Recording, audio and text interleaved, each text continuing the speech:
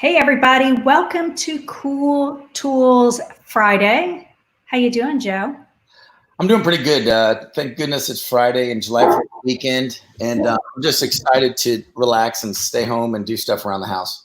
And of course, the dogs are going to start barking right on cue. That's Joe. Fred. That's Fred. Right on cue. So it's 4th of July weekend, Joe. So why don't you tell, while I figure out what the dog's barking at, why don't you tell people what you were doing with your swimmers for 4th of July? So 4th of July, we do have a swim day today, and then we'll do a little bit of lifting and things tonight, and then tomorrow we'll do something fun with the kids in the morning because it's been stressful and it's been crazy. So we'll do some fun stuff in the water. Even though we need to maintain our social distancing, but we'll have fun. And we're going to probably go out for ice cream a little bit later after workout today, but of course outside and 6 to 10 feet apart is what I always tell them. So, we're going to try to have a little bit of fun under this stressful time. So should be fun.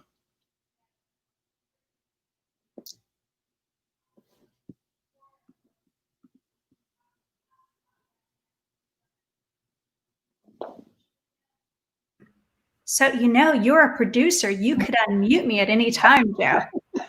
I tried to unmute you. Oh, that's great. I mean, what am I paying you for if you're not producing? I need one of those that needs to be like good. That needs to be like in real life. Like I need one of those mute buttons. But anyway, continue. I'm sorry. Go ahead. So I was saying here in Orlando, it's a hot spot. It's a cluster right now for coronavirus. And so we're all doing the best we can. I know South Florida pools are not back in yet. Many of them. Our friend, of course, Sid Cassidy, still not back in the pool yet. So he's been doing a lot of Dryland, a lot of ocean swimming. But Joe, we just saw some really sad news. 2 pieces of sad news in relation to pool closings. One, of course, is the Central Florida Y, and just devastating news about that. Tell people what we heard yesterday, in fact. So there was news that came out that all the YMCA's in the Central Florida family, and I'm thinking there's 22 to 25 locations. I think it's 22, they said. 22, and they're all under one umbrella in terms of a swim team. And I know that there's dive teams and there's synchro teams and things like that that are also there, but and maybe some polo teams. So, but yeah, the swim teams, it's one umbrella, and now they have no place to go, no place to swim. So, yeah, it kind of stinks. They've been waiting 2 to 3 months to get back in, and they just never got back in. So, I wonder what kind of advance notice these families have, because I know all our families. I mean, we've been seeing it on Florida Swim Network where they're like, oh, we're not back in the pool yet. We're helping next week. And people are jonesing to get back in the pool. And so if you were on one of those teams and you were expecting to hear you're getting back in the pool any day, and all of a sudden you get this news that, hey, the team is shut down, go find another place to swim, had to be just devastating. Yeah, they got an email or something yesterday, or the evening before, and just told them that they need, it's okay if they go find someplace else to swim, that they're closed, definitely. So, well, I know other teams will do our best to take care of all those Central Florida families. So, if you were a Y family, we're thinking about you, and our sympathies go out to you guys. Hopefully, you'll find a new home. And then the other piece of news we just saw come across Twitter earlier today, we posted it, and that is Boise State is just the latest college program to be a casualty of COVID. They announced that they're dropping several sports, including swimming. So, what I think, and I know that athletic departments have budgets and things like that, and there's so many things that I think differently, probably a little bit.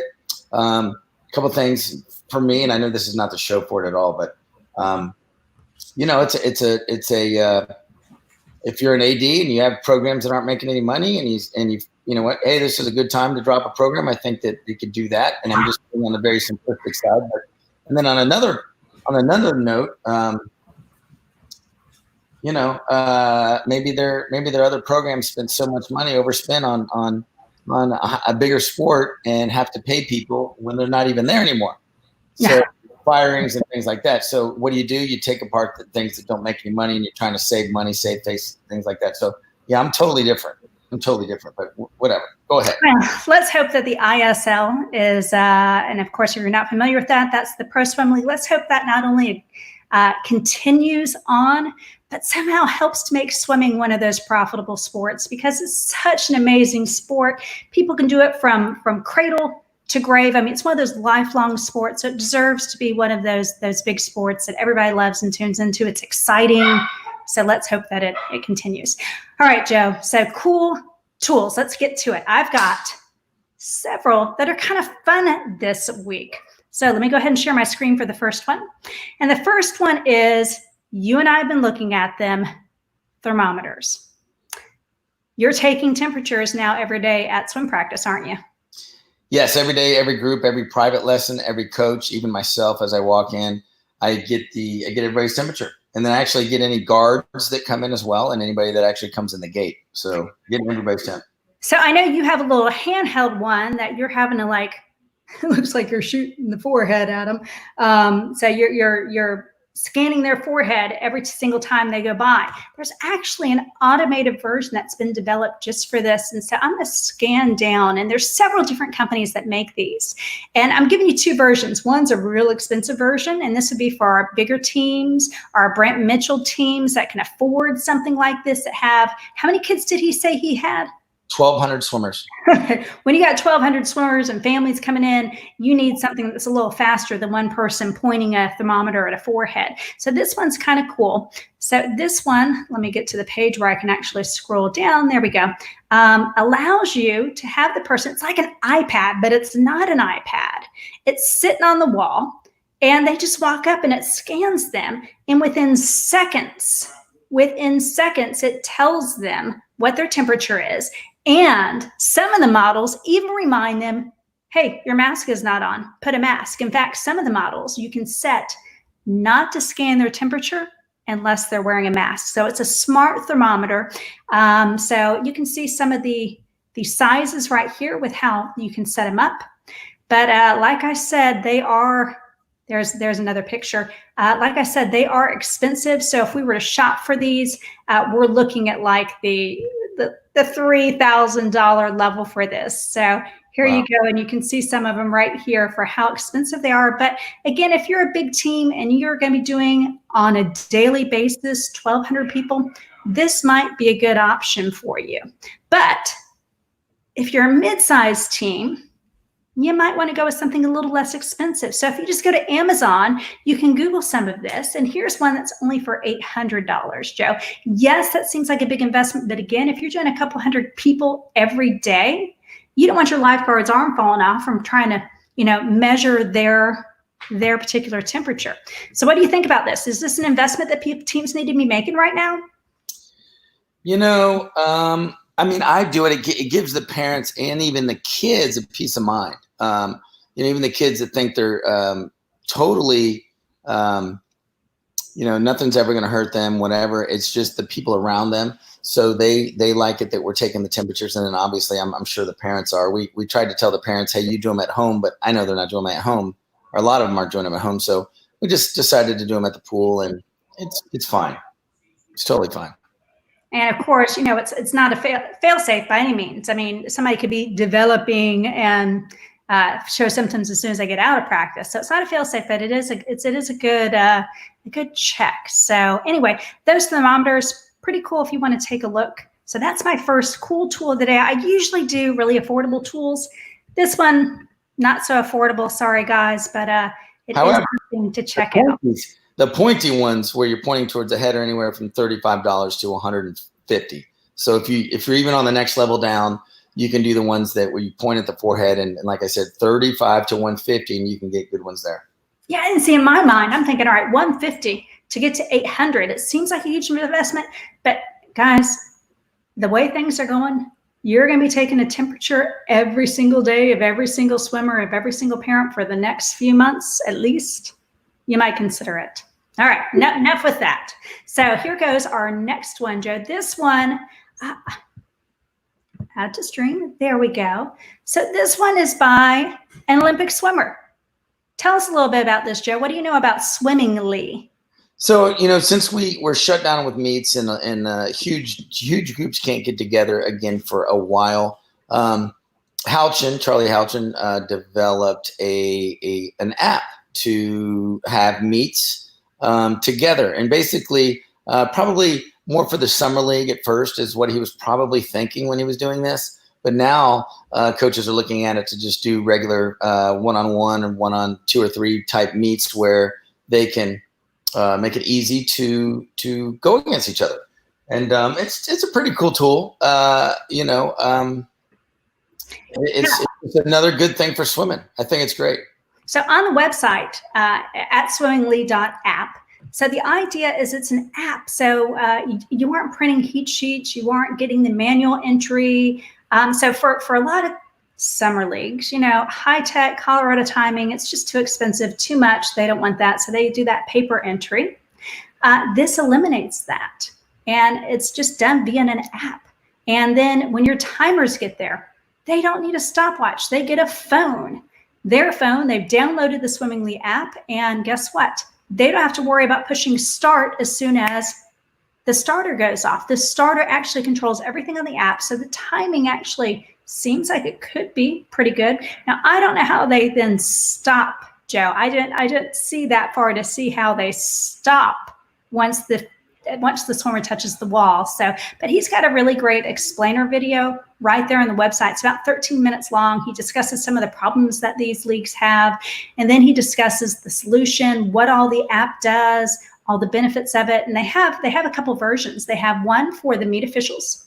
They have another Swimmingly app for the timers, and then they have another Swimmingly app for the parents who are sitting in the stands. So think of, Meet Mobile? So it's the same type thing, but you get it right there. So kind of a neat idea. And so you might check it out. I don't know if it's quite powerful enough to replace everything that you guys do with your high tech in Colorado swimming, Joe, but it's kind of neat to check out. So if you're looking for a solution, especially right now with some of these smaller meets, in fact, Joe, you had a virtual meet.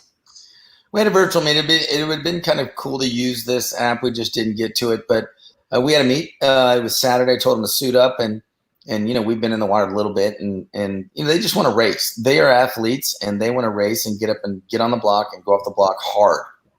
That's what they do. That's what we've taught them to do over 10 years. So we had a meet. It was good. They got their times. We posted their times. So wait.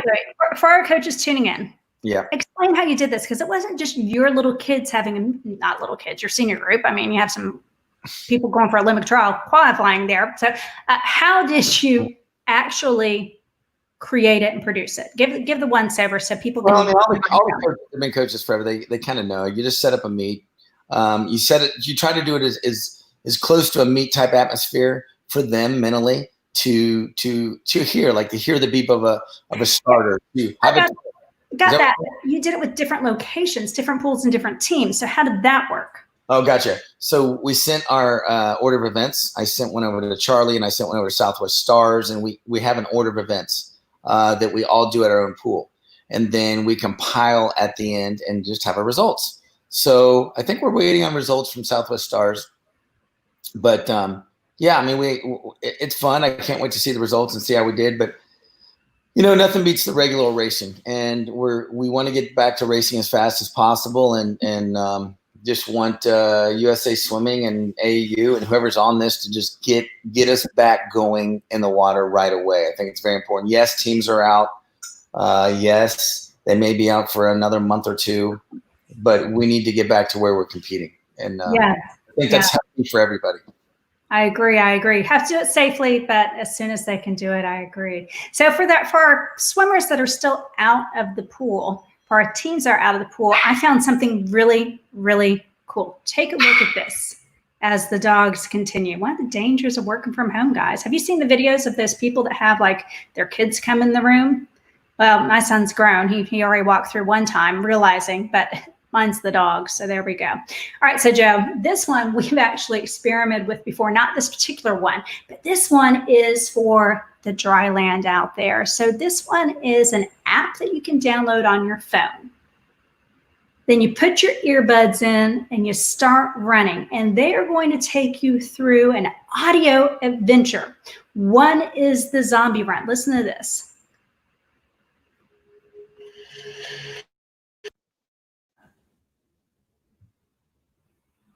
I don't know what happened. Here we go. Try it again. Can you see what's happening? So listen to the audio. There is no cure. This is what you're hearing as you're running. Signals fading in and out. Let's run a 5. So they basically take you on this adventure through it. And if you don't want to run the whole time, you can do a walking one. There's a 5K training on there. So it just looks like kind of a neat way to switch up your training. Joe, do all your kids love to run? Joe? Some of them are good. Some of them are good at running. Some of them are bad at running. But do they like running? No, they probably do not like running at all. It's a fish out of water, and they just don't like it. You know why? Because it's hot. They don't mind sweating as long as it's in water. So they're just they don't like running. Yeah, so the zombie run would definitely switch it up for them. I think it's like $2 a month. It's a subscription. They're going to be coming out with different audio tracks. So really, again, it's just an audio track that you listen to as you're going, but it takes you on kind of this adventure, and you have to run faster when the zombies are chasing you, and then you can slow down when you lose them. And so it looks like it might be a fun way to switch up your workout. So might be good. All right, Joe, our next one. Let me get to our final one. And these last ones are for the coaches. Joe, you stand on deck for quite a long time. Yeah. Now I know you play really loud music for everybody. Yes. Not all coaches do. So I have my reasons. I know. Tell your reasons again. They're actually pretty good. Well, so I play it so loud that parents can't take it. And then they have to walk out. So they leave the pool deck. Sure. That's one of my goals. Oh, that's funny. That's funny. I can't hear anymore. But but they're not there either.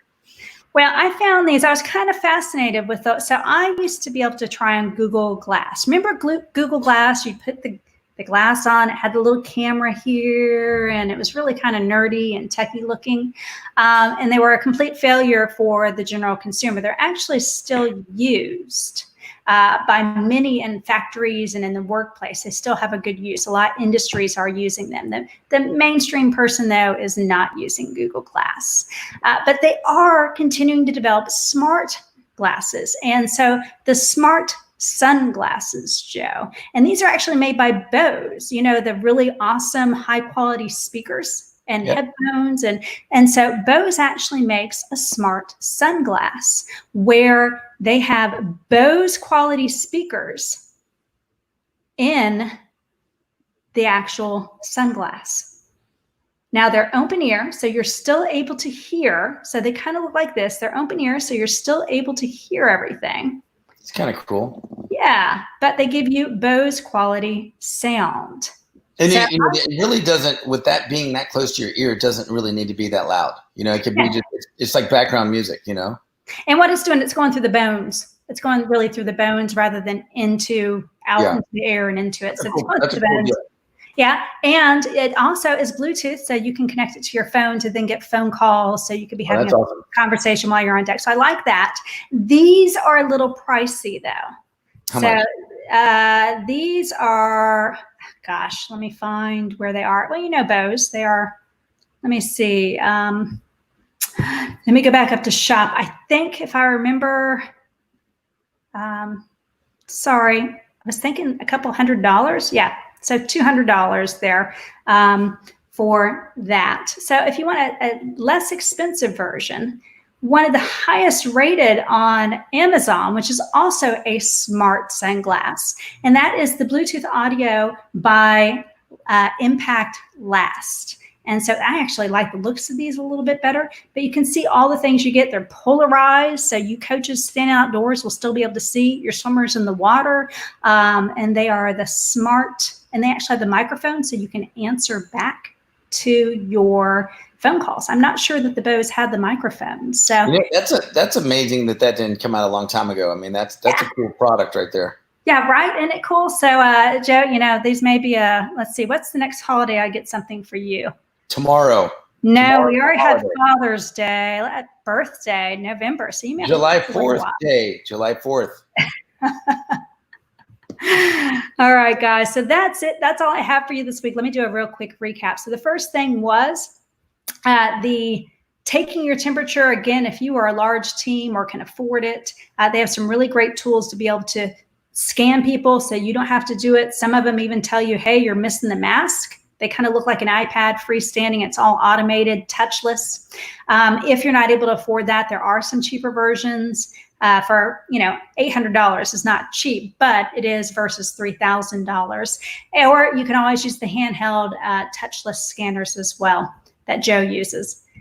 The next thing we talked about was Swimmingly, and that was the Swimmingly app by Charlie Houchin, an Olympian who developed this. He had it in idea for develop an actual iPhone app to run and time meets for the summer leagues, but certainly for any of your smaller meets, especially the virtual ones that you guys are doing right now, since a lot of teams are out of the pool, it might be a good option. Then we went on to some Dryland. We talked about the zombie run, the walk, and even some 5K training. It's a great way to switch up the running for your swimmers. I know they get bored doing the same thing, especially if they hate to run.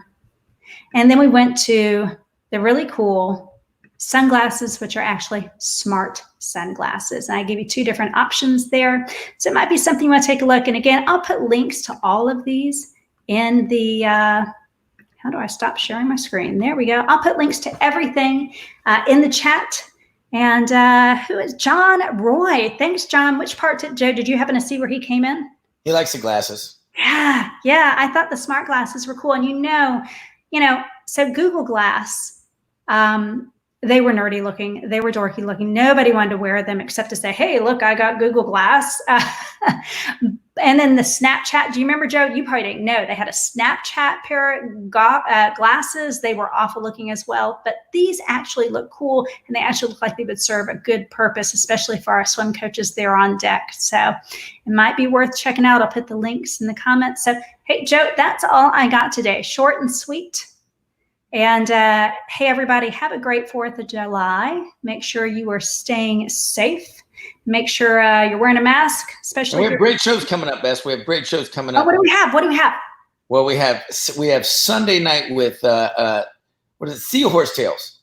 Yes, Seahorse Tales with Olympian Brooke Bennett. So Kara Cassidy, Sunday at 7 is going to be hosting Olympian Brooke Bennett. Tell us who Brooke Bennett was, Joe, for our younger ones that may not remember. Incredible distance swimmer, breaking records all over the place. She is still fast today. She teaches swimming. She's great. Can't wait to see her. And it's going to be great there. And then we also have stories with Sid on Monday. He's going to always bring in some awesome stories from years past. And then next Wednesday, we have a coaches happy hour that is all Brazil. All right. So are you speaking Portuguese on this one? I'm going to go and attempt some Portuguese next week, but we will have Bruno Fratas and other awesome people, swimmers and coaches from Brazil, and that are also coach here. So come join us on all the shows. It's a fun time. And, is Bruno Darcy going to be on? What's that? Is Bruno Darcy from Coral Springs? He's going to be on. Okay, good. And then Flavia? Huh? Who else? Flavia Della Royle. I think that's how you say her name. She was Olympian in 2004, 2008. My wife's laughing at me. All right, I got to go to practice. I'm glad you are hosting that one and not me. For those of you who are new to Florida Swim Network, so Joe and I actually started this back in like 2010 or 2011. I don't remember what it was. And it used to be Joe was on deck coaching. I was sitting up in the stands, perched, and we had a camera, and we had we were going live, and I was the one commentating, and I know nothing about swimming, really. I mean, I really don't. So all I would really do is call the names in there and let the parents know where they finished and stuff. So I wasn't the Rowdy Gaines that they were looking for, but having to pronounce their names, Joe, especially Florida is such an international state. right? So Florida has people from all over. And so from all these different international, what am I trying to say? Nationalities. And I would just have to try and pronounce their names. And I had a rule, and this should be your rule, Joe. Just go with it. Whatever you say first is their name for the rest of the broadcast, even if it's wrong. But what if she gets mad at me because it's wrong? You tell her she's wrong. She doesn't know how to pronounce her own name. Oh boy, I gotta go. All right, guys. Thanks again for tuning in. We'll be live next Friday. Have a great 4th of July weekend. Again, I'll put all the links to the cool tools in the comments. Have a great one. Join us on the Swim Monkey. Swim Swim Monkey. TV on the Monkey.